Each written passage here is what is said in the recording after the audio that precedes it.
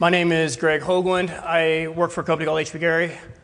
And this is a subject that we've been kind of looking at for just under a year now, just toying with it. But in the last 6 months or so, I've been putting quite a bit of research time into it. So I know attribution is a big word. So I want to preface this talk. I'm not trying to solve the problem or you're going to identify the guy by name. What we're going to talk about here is the stuff that you're going to be able to see in the raw data that comes in an attack to better inform your defensive capability in your enterprise. And that's going to be all about picking things that are as close to the human as possible. The content has medium level technical content. It's not too bad. I do have a lot of slides. Usually I do, so I probably will go pretty fast through them. So in advance, please forgive me for that. The whole reason I'm talking about attribution today is because the typical methods that we've been using over the last 10 years or so have not been very effective at keeping bad guys out of the network. It's safe to say that most people would agree the bad guys are kind of on the upper edge of the curve right now, and that cybercrime is rapidly becoming a dominant global criminal problem. For example, the Russian mafia made more money in banking fraud last year than the Colombians made selling cocaine. And the largest computing cloud in the world is run by Conficker. I think those two statistics alone should pretty much set the stage that we got to do something different than the way we've been doing it over the last 10 years to really make a dent in this problem. So this is my basic diagram, kind of the philosophy or the approach. On one end of this spectrum, we have binaries. And on the other end of the spectrum, we have a human being who is using that binary to perform actions on intent. He's doing something bad in your network, and that's an extension of his digital identity. His behaviors are reflected through those tools and the things that he uses that tool for. That thing in the middle called move this way, that's the aperture of visibility. Those are the things that you can derive from the raw attack data. I would posit that most of our approaches have traditionally been further down towards the binary side of this. What I'd like to do is open your minds today that we can slide that window much closer to the human than we traditionally have in the past. This diagram here shows just some of the black market that exists in the global malware economy. There's a lot of money being made. There are hackers who work for cash, and they get paid a lot of money to find exploits, build remote access tools, and come up with new mechanisms for exploitation. Let's go through it a little bit. A guy writing rootkits in St. Petersburg can easily get $10,000 US for a rootkit, brand new, that will go 0 day. The implant vendor up here, what he does is he takes different exploits from different sources, and he will also take things like rootkits and remote access tools, and he will build essentially a capability to put a remote access tool on a target machine. That's called an implant. Those will be sold in forums and on auction sites for well over $500 a package. The bot vendor over here buys those and then uses them to deploy botnets. Botnets are bought and sold daily. This is a whole new marketplace in access. The exploit pack vendor up here, I'm sure some of you have heard of Eleanor Pack. These things sell for over $1,000. I'm not proud. I will actually go and buy them myself just so I can get access to them. I'll pretend to be somebody I'm not, and I will spend the $1,000, and I will look to see what their capabilities are. Also, because these guys are pretty nefarious to begin with, a lot of times they'll buy them and then just give them away. So there's a lot of piracy. So if you were to go on the net, you can actually find a lot of this in the open source and download it and do your own research.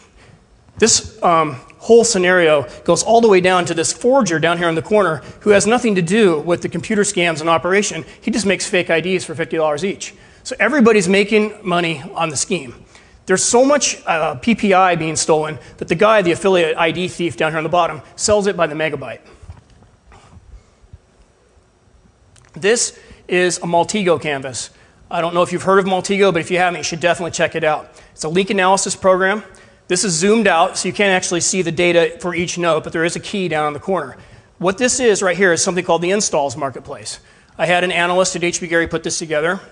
He went into the auction sites where you can buy botnets. I can buy about 1,000 machines for about $100 US. Those machines are distributed all over the world. The price of the botnet depends upon what country it's in. Furthermore, some of those botnets are within government installations. All right, so I'll talk more about that at the end of the presentation. This is my favorite slide. I'm really proud of this diagram. I call it the intelligence spectrum, and it ranges from the nearly useless to the nearly impossible. The nearly useless is your MD5 checksum of a file. That has absolutely no value for detecting bad guys in your enterprise. There are exploit servers that can drop a new binary every single install, every single penetration. It changes that on the fly. It packs on the fly. You'll never have the same MD5 twice. On the other side, we have the social security number and missile coordinates of the attacker. Now that would be great, but unless you're an intelligence agency, it's very unlikely you're going to be getting to that level.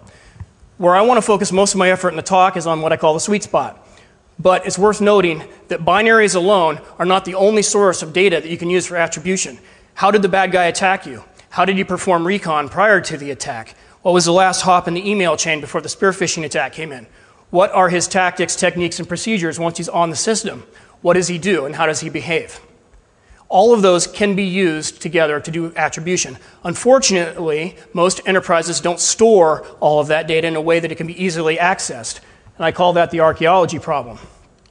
Most organizations do, in fact, have large repositories of binaries that were used to attack them.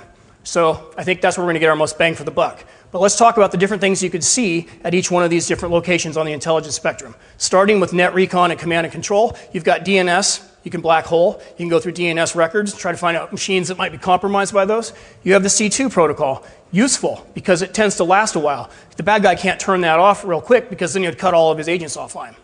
Encryption method. Actually, you'd think that'd be something they wouldn't rewrite a lot, but they do.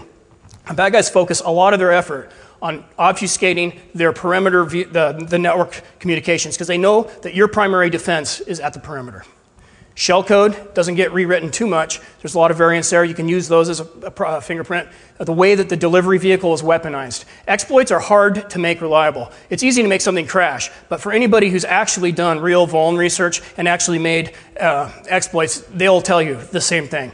Making an exploit reliable is a whole different ballgame than somebody who just gets it to crash once and the phase of the moon is just right. Now on that one VMware image only, it crashed. And yeah, he can go to ZDI and sell it for $400. But if you go and you weaponize a payload for Internet Explorer, you can go to the Russian mafia and get $50,000.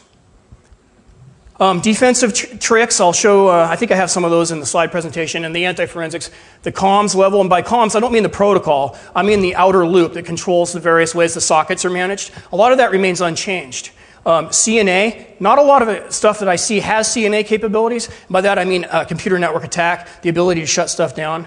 But a lot of them have C&E, which is essentially scanning the drive for intellectual property, wrapping it up, and exfilling it out of the network. So that's just some terminology difference there, CNA, C&E. Command and control, again, primary outer loop, the way it survives reboot, and finally all the way down to actions on intent, which is what does the attacker do once he's in that lets you know what he's after? Is he trying to steal intellectual property, or is he just after people's credit card numbers? This Intel value window slide, another one I really like, shows the relative time and decay that a particular kind of signature has to you in terms of what it can do in your enterprise. So a checksum is very, very short-term life cycle. An IP address, almost as bad. The bad guys will take their registered DNS name and turn it on and off. It'll go to 127.0.0.1 one day, and then 6 a.m. the next morning it pops up with a new IP, then it goes down, and it comes up again the next day. You can't really use IPs as a mechanism for this. DNS works a little bit longer, but not that much longer. We've seen malware, well, they'll have multiple different C2s in there. The first DNS name, if it gets black holed, the thing goes to sleep for 3 weeks and then tries to connect out to the second one. So you may get some of them out of your enterprise, but you won't get all of them, and that's the whole point. And then protocol. Now by protocol, I mean, how does it actually transfer the data? Sans DNS name. Doesn't matter where the C2 server lives. What is the protocol it uses to communicate? That doesn't change very often, and the reason why is if they change that, then all the agents that are being managed with that system would go offline. So they would actually be putting up a new system, standing up a new system if they were changing the protocol. How it survives reboot, that's what I mean by install. There's only so many good ways to do that, and I'll go through some of those in the talk. How does it hook into the OS? What are the algorithms that are used, et cetera? And then I'm going to spend quite a bit of time talking about developer tool marks. The algorithms are really good to focus on because software is hard to write. Whether you're a white hat or a black hat, it's hard to make software reliable. So those guys, when they get it to work, they're not going to change it. They're just going to keep reusing that stuff year after year. Now, let me talk about 3 basic rules that I'm going to just basically the reason why attribution works. The first one is human beings aren't going to rewrite their malware every single morning. It's not economically feasible to do so. They can change the way it looks on the wire with the MD5 checksum and whatnot, but they're not going to rewrite the source code itself. So they can make 50,000 new variants of the same source code. It can defeat AV, but it doesn't mean that when you get to the end system and it sniffs keystrokes, that he's using any other mechanism than he's been using for the last 3 weeks or the last 3 years to sniff the keystrokes. So they don't rewrite their code every morning. Rule number 2, this will probably change in the future, but right now, the bad guys are focusing all of their effort on obfuscating the network view of their traffic. And the reason is simple, because that's your primary defense that you're focusing all your effort on. So, they're pushing back on that. So you have multiple dynamic DNS servers, multiple C2 servers within a payload. We have lots of different methods for obfuscating network traffic. I have got a malware right now that hooks into, it's a kernel mode rootkit. It actually injects into Internet Explorer when it's brought up. And then when you communicate, when you click out on the net with IE, it actually injects ad clicks. And they're not real ad clicks. They just look like ad clicks to somebody who's sniffing the network. And that's the actual exfiltration of data going out. Very difficult to find stuff like this. And, but they're not so focused on host level stealth, which goes to my next rule. Being at the host is almost like cheating right now.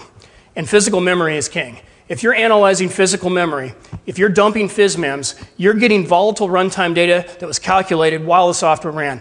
By its very nature, you tend to defeat encryption. You tend to defeat packing. You tend to defeat a lot of the things that are a real pain in the you-know-what at the network and at the disk level. So physical memory is a great place to be. And there are a lot of products in the industry emerging in this space. And I encourage you, if you haven't already examined some of them, to look about this. So basically, in my talk, I'm going to talk about how we extract some of the software behaviors that have expressed themselves in memory. And when I talk about memory, I'm almost always talking about physical memory. Now, why don't MD5 checksums work for physmem? It's pretty simple. I can have a binary on disk. It can be whitelisted or whatever. And when it loads into memory, its MD5 checksum is not going to be consistent because things are reorganized in memory. Sections are resized. Some of the things on disk are never even loaded. And some of the things in memory were never represented on disk. Obviously, one bit changes, the MD5 checksum changes. So that's why it's just not the right solution for dealing with in-memory. But the software traits themselves, if you were to go and on the fly, let's say, disassemble all the different software that's in there and get the symbol information, you would find that symbol information does not change in this binary. It stays the same. So the software traits remain consistent. What does it do and what is the order it does it in? Now let's talk about that in the context of malware. One malware program, 2 different packers. The portions of the malware that are decrypted or deobfuscated into memory will express the same characteristics. And that's why the efficacy for an intrusion detection signature working at this level is far greater than some of them that work at the network layer. Now let's take 3 different programs. These could be 3 different pass-the-hash toolkits. These could be 3 different of the same program, but compiled with different compiler flags. Maybe one has stack pointer emission turned on and the other doesn't, etc. That would make the binaries look significantly different. But again, when you're in memory, the software traits remain consistent, even if they're separate tools, because the tools do the same thing. And then finally, you don't need to be a reverse engineer to do this. When you're looking at physical memory and you're looking at software that's executing, you're dealing largely with an environment of data structures. And what is a packet sniff if not a giant list of data structures? So if you can read a packet sniffer, you can do attribution. And I think this is a very important point to make, because I think that if you use the dreaded RE term, a lot of organizations get really scared and think, oh my gosh, this won't scale, this is expensive, we can't do this. We've got 30 machines